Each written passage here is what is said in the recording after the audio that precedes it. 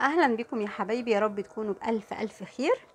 ايه رايكم بقى في طبق محشي البتنجان والفلفل الخطير ده؟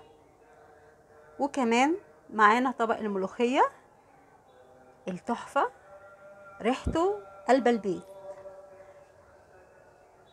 المحشي حبايبي والملوخيه دول انا عاملاهم صيامي، يعني من غير لا شوربه ولا لحمه ولا فراخ، وطعمهم وريحتهم خطيره واحلى كمان من اللي معمول على بط. صدقوني، بصوا شكل البتنجانيه دهب، والبتنجان روعة روعة روعة. جربوا حبايبي كده وصفة المحشي والملوخية الصيامي دي، وتعالوا نشوف ايه التكات اللي عملناها عشان يطلع طعمه خطير.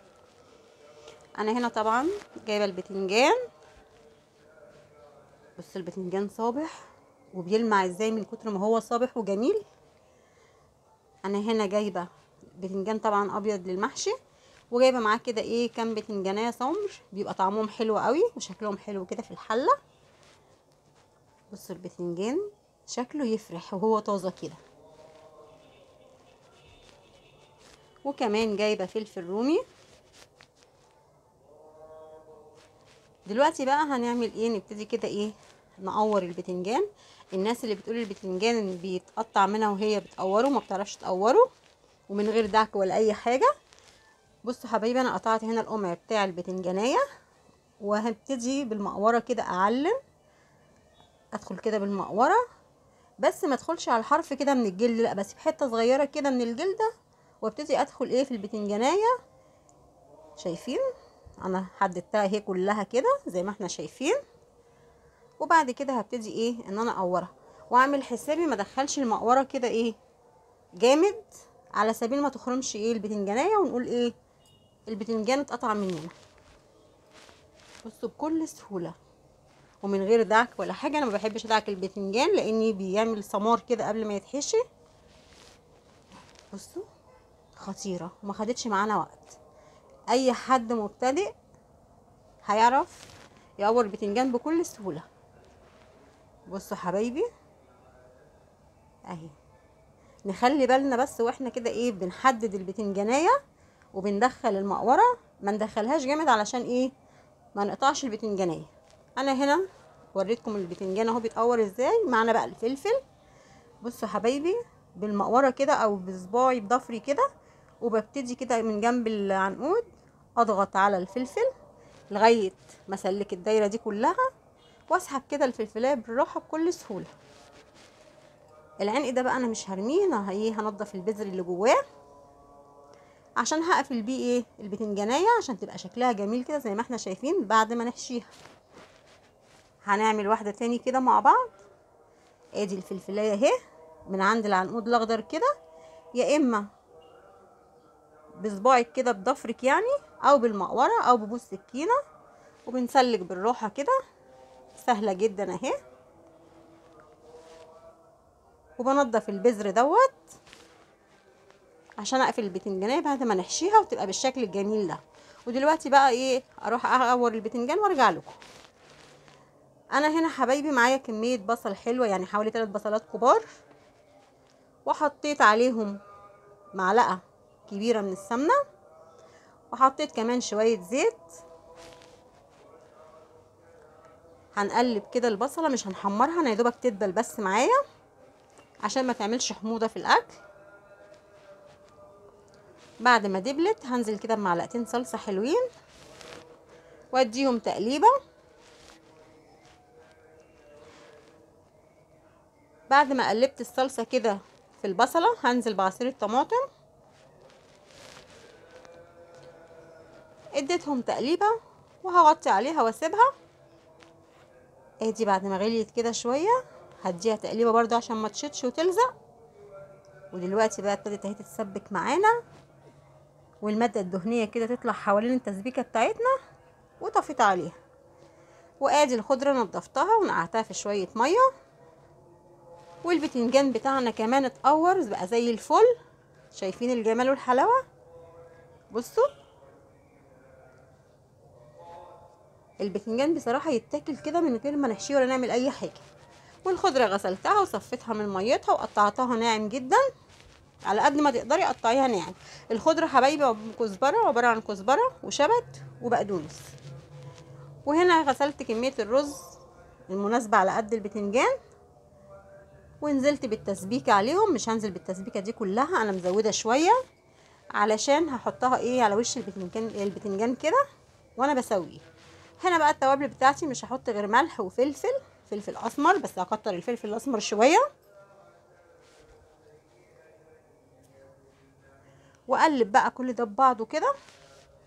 وطبعا اظبط الملح، اهم حاجه نظبط الملح. لو محتاج شويه فلفل تاني نحط له. انا هنا خلاص قلبت وظبطت الملح وكله تمام. وغسلت كمان البتنجان بتاعنا وصفيته من الميه. هبتدي بقى احشي البتنجان. بصوا الطريقه دي سهله جدا في حشو البتنجان، اللي هو بملى كف ايدي كده بالرز وازق بصباعي الكبير كده. وبصوا حبايبي البتنجان هنا انا ما بملوش على الاخر، يعني عقله الصباع كده بسيبها فاضيه، احط صباعي كده الاقي عقله الصباع اسيبها فاضيه، ما املوش على الاخر عشان ما يطرقعش مني وهو بيستوي. بملى كف ايدي وبصباعي ده كده وبزق الرز.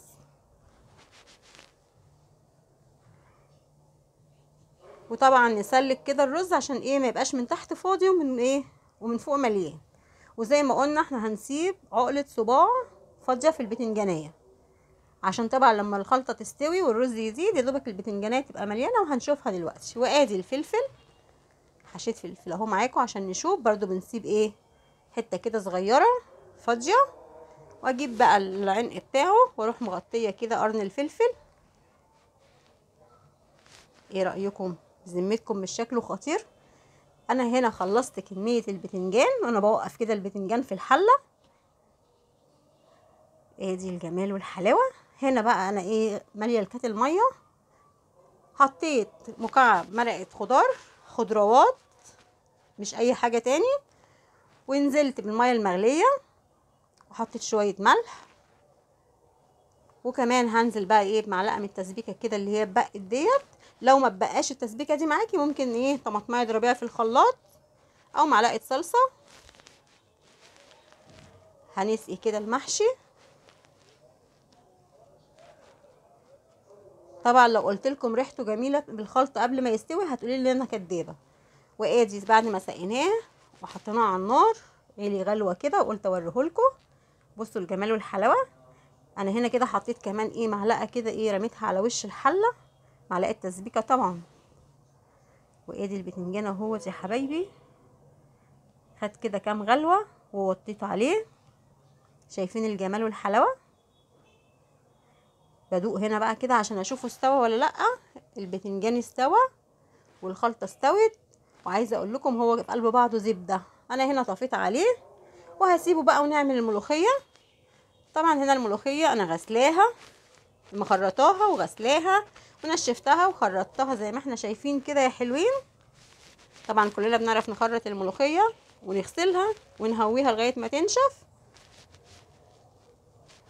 هجيب الحله بتاعتي وانزل بيها في مكعبين مرقه خضروات، واحط كميه الميه المناسبه للملوخيه وهسيبها تغلي على البوتاجاز. وبعد كده هنزل بنص معلقه صغيره من الثوم مفروم. واول ما تغلي هنزل بالملوخيه واقلبها كده وافكها من بعضها.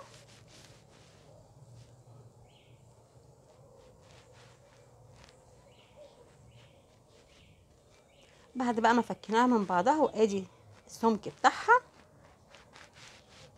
معلقه سمنه، معلقه حلوه كده من السمنه، وهنزل بالثوم. وبالمناسبه انا هنا قلت ايه الاكله دي صيامي. السمنه دي يا جماعه اللي هي سمنه كريستال الصفراء، يعني مش سمنه بلدي، فهي ايه زيت مهدرج، فهي صيامي. ادي التقليه معانا اهيت. والملوخيه طبعا اول ما خدت ايه غلوه كده وطيت عليها خالص، وبقلب التقليه بتاعتنا وحطيت عليها معلقه كزبره صغيره كده. التقليه خلاص زي الفل، خدت اللون الذهبي وريحتها جميله مع الكزبره. هنطش بقى ايه طشه الملوخيه. الله على الريحه والجمال، الله. طبعا الحله سخنه، عايزه اقول لكم مش قادره امسكها بس بقاوح يعني. بصوا الخضار والحلاوه والجمال. جربوا الملوخيه ديت الصيامي اللي من غير شوربه ومن غير زفر ولا اي حاجه، وقولي رايكم فيها ايه. هنغرف بقى المحشي والملوخيه، وادي طبق المحشي الخطير بجد، مش قادره استنى. يعني عايزه اطلع بقى المحشي الجميل اللي هو اللوز ده، عشان يعني اقتحم المحشي والبتنجان والملوخيه بصراحه. وادي الملوخيه خضار ولون وريحه وطعم جميله جدا. شايفين الجمال والحلاوه؟ تحفه تحفه تحفه. اتمنى الوصفه تكون عجبتكم، وتقولي رايكم ايه في التعليقات، ويلا حطوا لايك وشير. باي باي.